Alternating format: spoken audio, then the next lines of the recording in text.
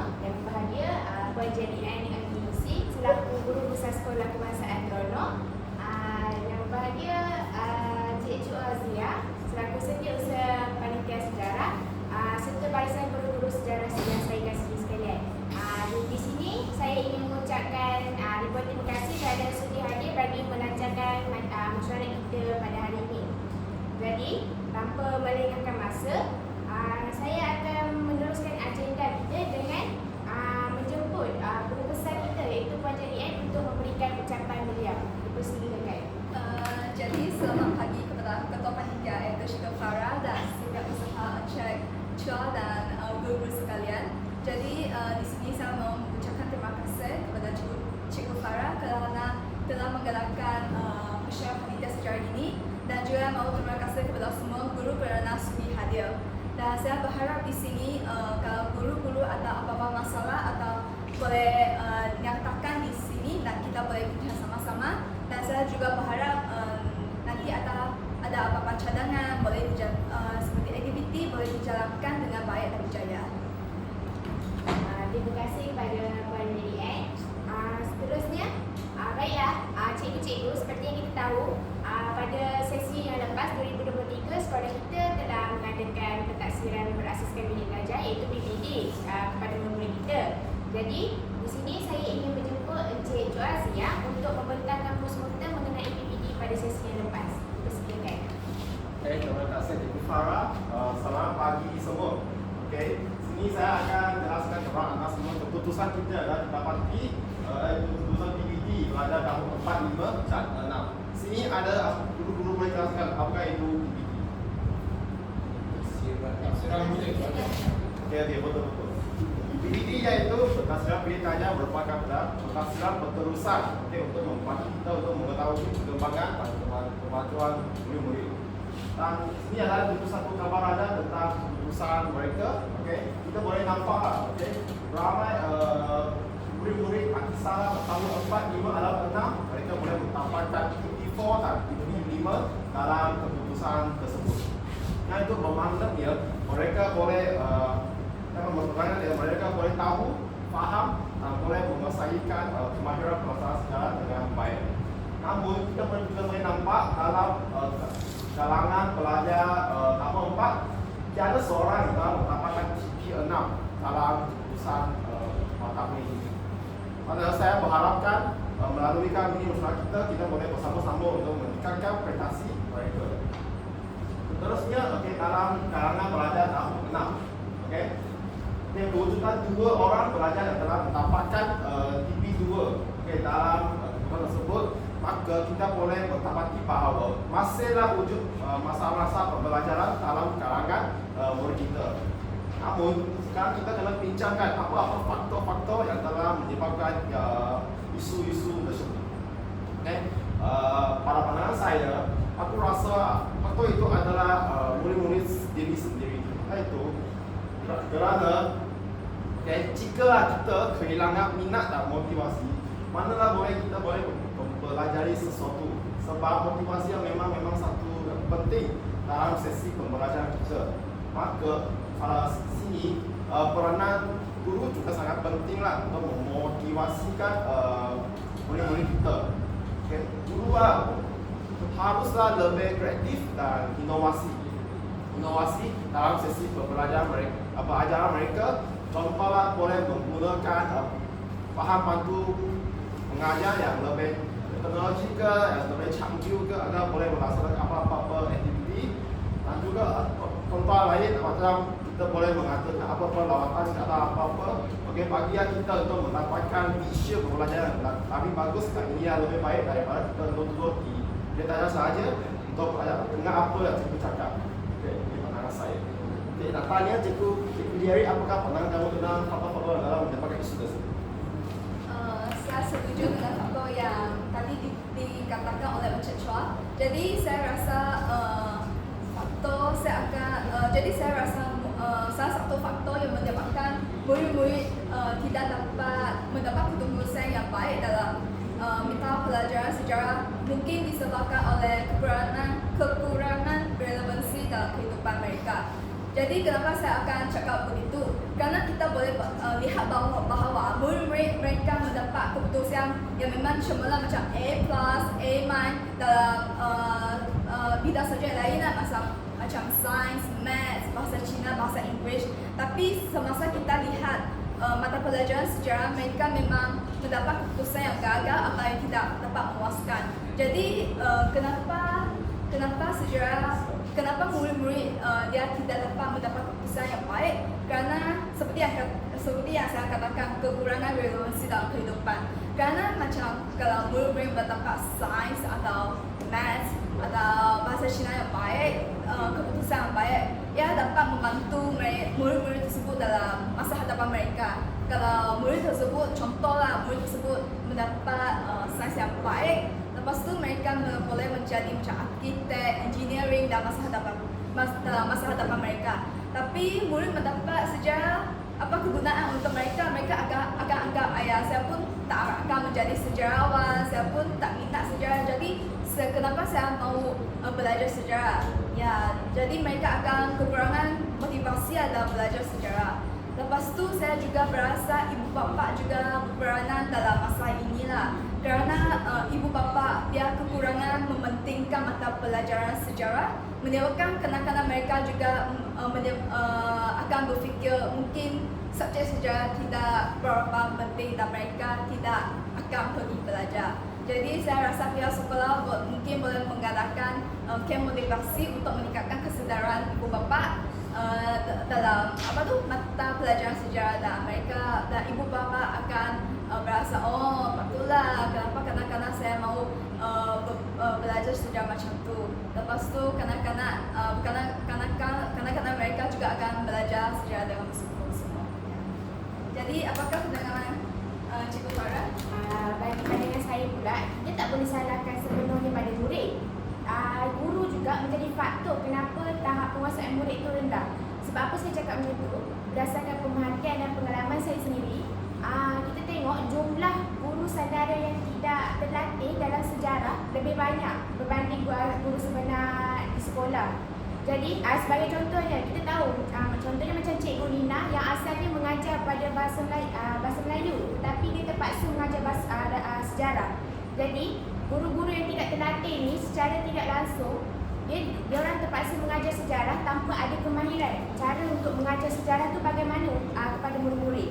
Jadi guru-guru seperti ini mereka akan cenderung menggunakan kaedah yang lamalah konservasi, iaitu contohnya macam chalk and talk, dan secara tidak langsung dia orang akan bergantung sepenuhnya kepada buku teks, serta dalam pada masa yang sama dia orang akan mengejar sukatan pembelajaran tanpa mengambil kira sama ada murid itu faham atau tidak apa yang diajarkannya.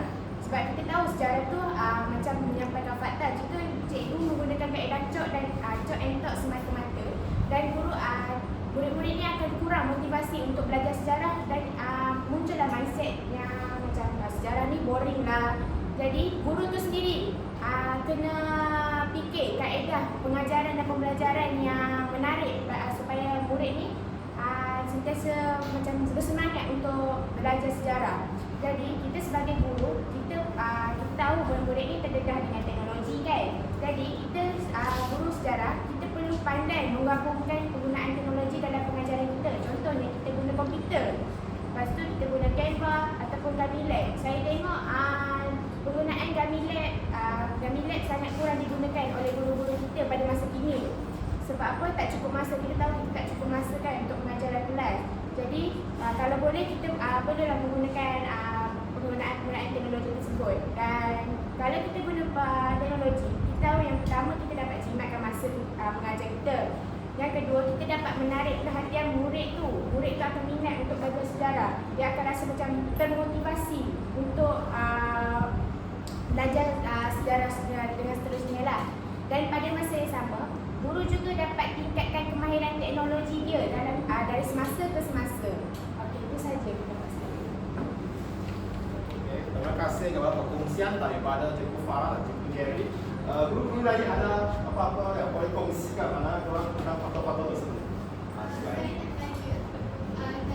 Cikgu Farah cakap penggunaan teknologi dalam pelajaran kan. Mungkin untuk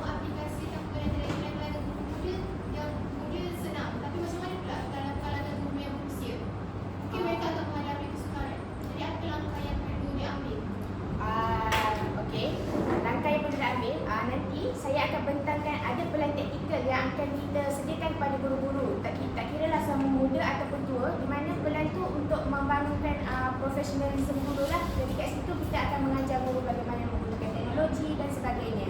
Adakah terjawab cikgu? Saya nak tanya, tadi cikgu kalau bukan cakap tentang itu juga tak cakap dengan teknologi, ada satu masalah yang juga satu isu yang juga timbul, iaitu apabila murid-murid mereka menggunakan teknologi, mungkin walaupun mereka boleh menggunakan teknologi untuk mencari maklumat, tetapi kalau ada beberapa murid mungkin akan salah guna teknologi itu untuk membuat perkara lain seperti mungkin watch YouTube atau send message macam itu, dan ini mereka tidak akan memberi fokus kepada kelas apabila guru mengajar. So, jadi bagaimanakah kita boleh menyelesaikan isu ini? Penggunaan teknologi, maksud saya semasa guru dalam mengajar dalam kelas, guru guna LCD. Contoh kita buat kami lab atau apa-apa, guru hanya menggunakan satu laptop tu saja dan tayangkan ke LCD itu ke depan. Jadi murid-murid tak perlu ada sebarang peranti, hanya guru tu perlu memanggil ataupun secara sukarelawan murid datang ke depan menggunakan laptop guru tu. Jadi dia berada dalam pemantauan lagi lah.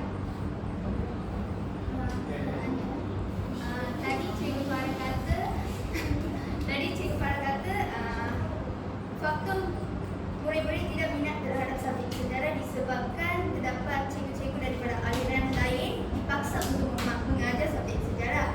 Adakah yang ini kesalahan daripada KPM yang memaksa mereka untuk mengajar subjek sejarah yang daripada aliran lain, ataupun salah daripada guru sendiri itu disebabkan tidak dapat menyesuaikan diri dengan perkembangan? Bagi pendapat saya lah, kita tak boleh salahkan KPM juga, sebab saya pada pandangan saya, setiap sekolah tu ada kuota guru tu sendiri. Jadi mungkin berkemungkinan kerana sekolah kita sudah cukup kuota dia, tetapi bagi subjek sejarah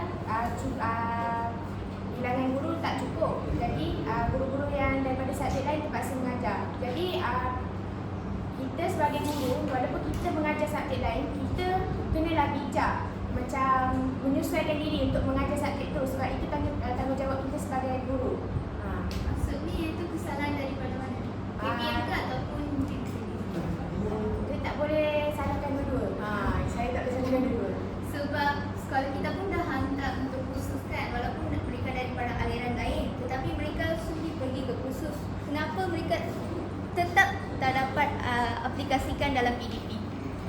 Mungkin disebabkan oleh mereka kekurangan kemahiran lagi, dan tidak semestinya kursus yang dijalankan tu guru faham sepenuhnya. Kerana kadang-kadang kursus yang dijalankan tu yang tukang penceramah tu hanya bagi taklimat di depan, tapi tak mengajar secara hands on kepada guru-guru. Itu saja. Terima kasih.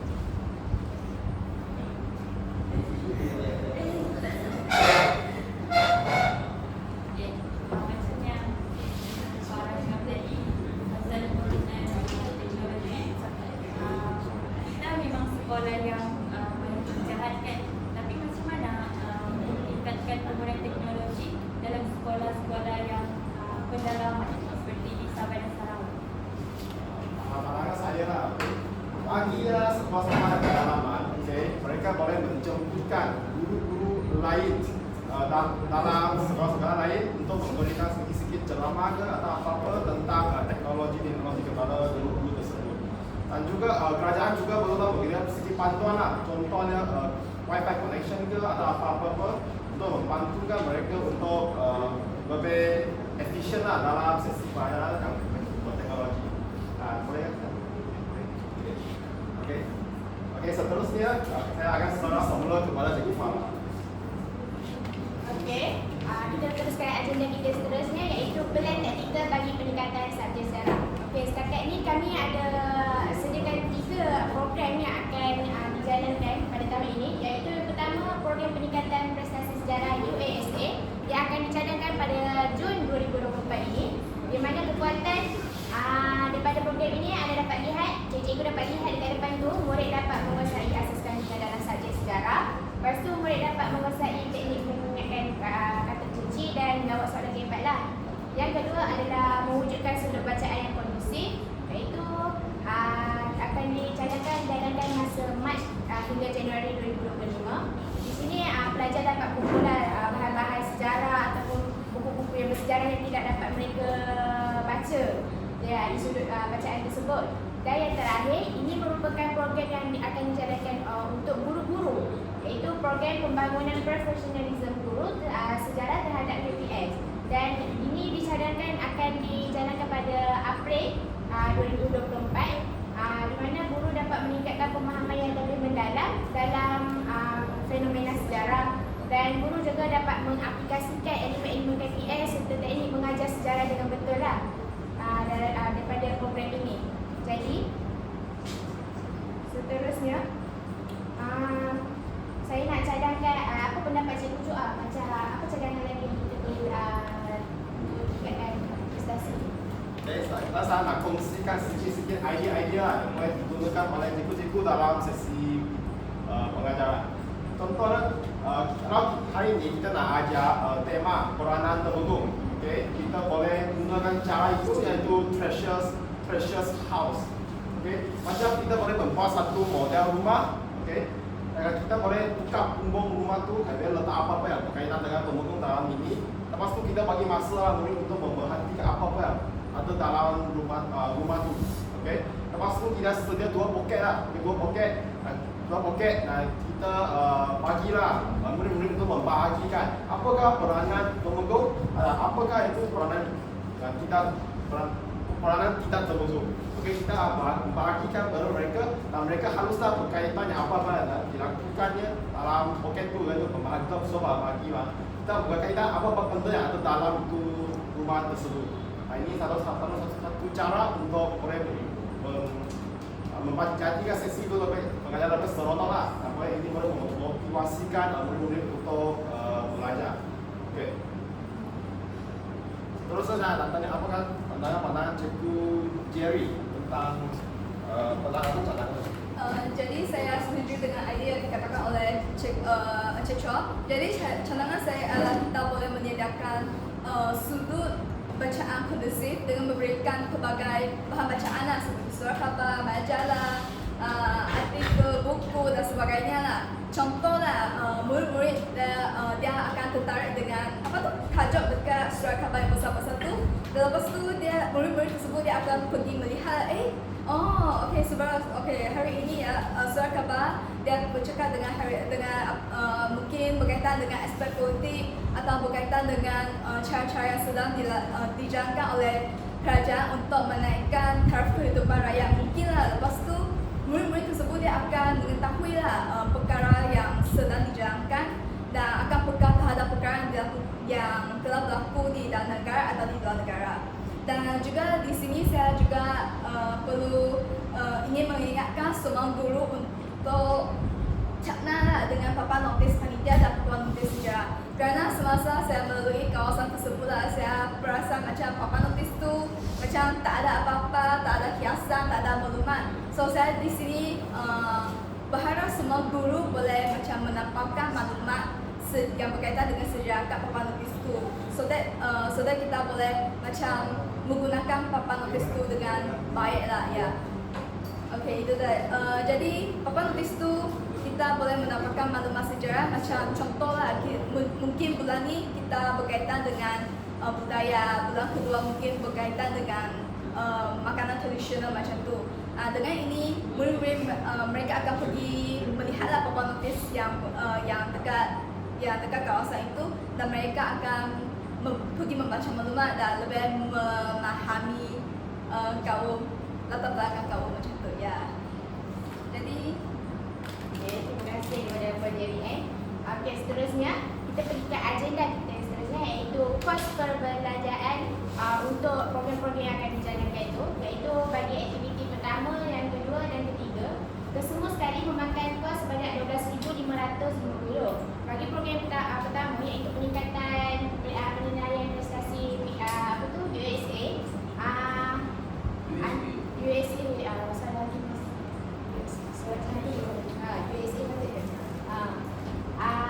sumber kewangan yang akan kita minta dana adalah daripada panitia sejarah sendiri. Untuk yang kedua iaitu sudut bacaan kondusif, yang ini kita akan cuba minta daripada unit PIDG dan unit kewangan daripada setiap panitia subjek. Sebab apa saya kata, saya cadang sudut bacaan ni kita gabung dengan subjek-subjek lain untuk kita kumpulkan semua buku. Jadi kos pembelajaran kita tu kurang sikit lah benda tu. Lepas tu yang akhir sekali ada program pembangunan profesionalisme guru terhadap KPS. Yang ini kita akan gunakan sumber kewangan daripada kewangan panitia sejarah sendirilah. Jadi seterusnya saya akan minta Cikgu Chua untuk bentangkan laporan kewangan panitia sejarah 2023 terlebih dahulu. Okey, seterusnya saya akan tentang laporan kewangan panitia sejarah tahun 2023. Okey, pada tahun seawal ya, bajet awal kita adalah 10,000. 10,000. Nah, kita telah menerimakan tanah dari rawan yaitu sejumlah 12,000. Okey, dan barukan beberapa aktiviti seperti kita telah memberikan sejarah ke seminar, kita untuk memperkasakan teknis sejarah murid, memperoleh peralatan multimedia, memberikan peralatan pejabat, seminar guru untuk mempertingkatkan prestasi guru. Kita telah mendapatkan adalah jumlah pembelajar kita adalah RM11,500 dan pagi akhir kita adalah RM9,500. Okey, seperti yang kita dengar tadi, baki daripada kewangan panitia kita daripada sesi yang lepas sebanyak 500 saja. Jadi, tapi kita yang perlukan untuk tahun ni adalah sebanyak 12,050. 12,050 lagi. Jadi, saya nak tanya pendapat cikgu-cikgu, bagaimana kita nak dapatkan lagi dana? Pendapat Cikgu Chua. Okay, pada pandangan saya, kita boleh mengutipkan iuran daripada para guru. Setuju tak? Kalau kita kutip iuran daripada setuju. Sebab kita pun kena komen sikit demi masa depan murid kita. Okay. Seterusnya kita boleh mengadakan iuran, mengutipkan pertandingan yang boleh menarikkan perhatian murid seperti pertandingan robotik yang bertemakan sejarah. Okay, bertemakan sejarah. Kita boleh menetapkan iuran pendataan yang sesuai. Kita buktikan tanah tersebut untuk menampungkan kewangan panitia kita. Nak tanya, bagi sekarang nak tanya apa pandangan Cikgu Thierry tentang catatan. Jadi saya rasa kita boleh menggalakkan jalan amal untuk mengikuti dana ini. Jadi kita pun tahu kan jalan amal kita mau buat apa, macam jual makanan, minuman seperti berhenti pizza, burger untuk menarik pelanggan datang lah. Lepas tu saya juga rasa kita boleh kita boleh mencari sponsor untuk menawarkan makanan. Seperti kita boleh menjemput macam pihak Milo atau Tista Ice Cream datang untuk memeriahkan suasana. Ya, lepas tu saya rasa kita bukan saja boleh menjual makanan, kita juga boleh menyediakan kawasan permainan. Seperti contohlah yang saya dapat fikir ialah kita boleh macam menyediakan permainan menangkap ikan. Lepas tu permainan ini akan menarik murid-murid dan mungkin murid-murid cuba satu kali menangkap ikan dia perlu bayar RM5 macam tu. Lepas tu kalau murid-murid tersebut dia berjaya menangkap ikan itu dimiliki oleh murid-murid tersebut, ya macam tu. Lepas tu saya juga rasa guru-guru boleh mencari permainan yang menarik dari YouTube atau Instagram dan berbagai lah. Boleh mencari permainan yang dapat menarik minat murid-murid. Lepas tu saya juga berasa kita boleh menggalakkan konsert atau larian amal. Jadi dengan ini orang awam dia akan mengetahui sekolah tersebut telah sedang memberi dana dan mereka akan sokong. Okey, baiklah. Sekarang kita pergi ke hal-hal lain. Ya, Cikgu Nina. Sekejap, sebelum tu boleh balik pada bajet kewangan untuk tahun ni.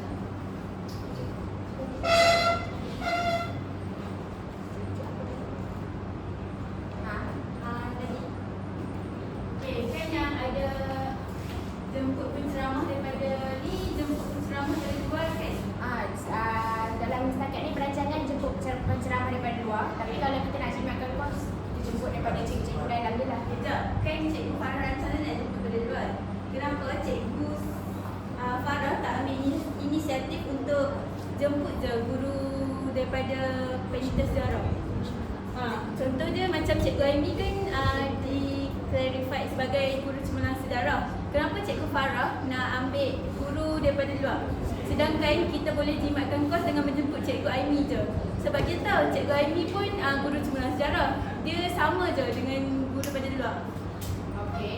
Bagi pendapat saya, sebab apa saya nak jemput cikgu daripada luar, supaya saya nak bagi tahu apa pengalaman cikgu-cikgu, ada juga cikgu cemerlang sejarah yang daripada luar, tetapi situasi sekolah, cara dia mengajar lain daripada sekolah kita. Jadi saya nak bagi cikgu-cikgu sekolah kita ni tahu situasi sekolah luar macam mana, cara mengajar yang lebih menarik daripada cara yang digunakan oleh cikgu Aimi. Adakah menjawab soalan saya? Tak. Jadi macam kita tahu bajet kewangan kita tu lebih 500 je. Apa kata kalau kita cut yang jemput penceramah dari luar tu, kita lebihkan aktiviti pada murid?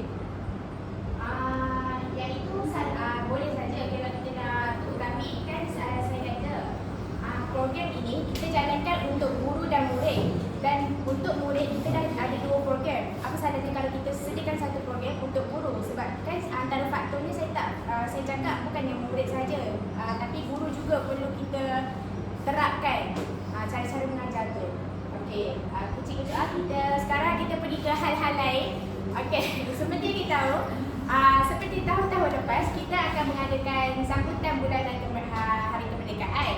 Jadi antara aktiviti yang akan dijalankan contohnya macam tayangan video bersejarah, contohnya macam mak kilau, bukit kepong. Lepas tu kita akan buat jualan-jualan amal dan aktiviti-aktiviti lain. Tapi aktiviti-aktiviti lain tu saya nak minta pendapat cikgu-cikgu lah, apa aktiviti lagi yang boleh kita jalankan, sebab kita tahu aktiviti ni secara tidak langsung dapat menarik minat budak, menarik minat pelajar terhadap pelajaran sejarah lah. Apa pendapat cikgu?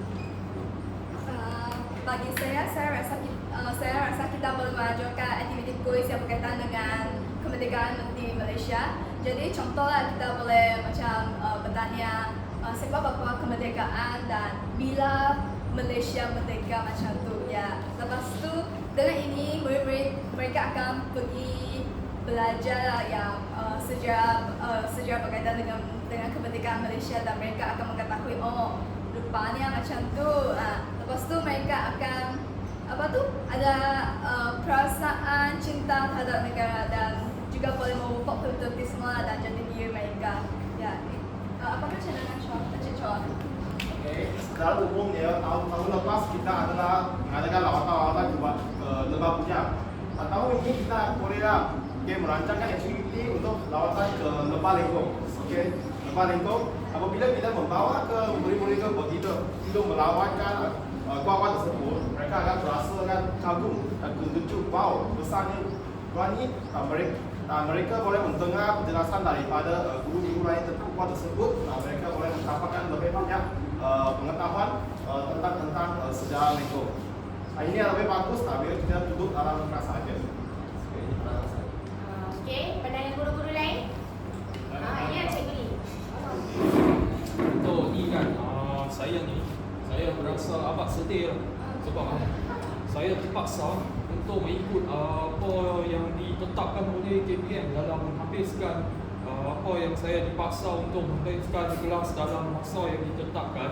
Jadi untuk penggunaan teknologi ini memang dia tak boleh guna, sebab kalau saya satu malam tak tidur saya pun tak boleh selesai. Sebab kena cari apa lagi, buat slide camera lagi, betul tak? Bagi tengok movie lagi, macam-macam lah. Saya sakit kepala 2-3 malam tak boleh tidur. Macam mana saya boleh selesai soalan apa ni masalah ini? Okey, saya jawab lah. Maka masa sekarang ini guru-guru boleh haluslah membuatkan persediaan awal yang secukupnya. Okey, contoh. Okey, kita haruslah memberikan sedia usaha lah dalam tadi cakap ada tak boleh tidur apa-apa itu. Okey, kamu lah boleh menggunakan masa lapang awal, bukan masa tidur macam tu lah. Masa lapang macam contoh lepas macam 2 PM lah, lepas habis kelas ke kamu boleh bersedia lah untuk menyediakan apa-apa yang akan diajarkan pada hari esok macam tu. Tapi masa tak cukup, saya terpaksa untuk sambung kelas macam mana.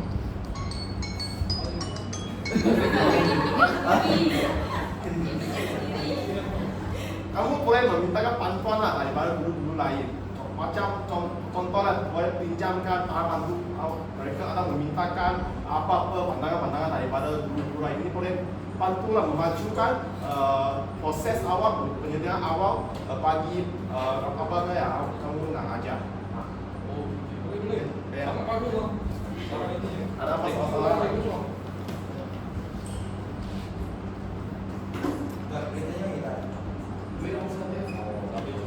Okey, dengan itu kita tamatkan mesyuarat perbincangan untuk kali ini. Saya mengucapkan terima kasih kepada semua guru kerana telah memberikan kerjasama yang penuh dalam melancarkan majlis kita pada hari ini. Okey, sekian, terima kasih. Mesyuarat. Mesyuarat. Mesyuarat panitia ke mesyuarat?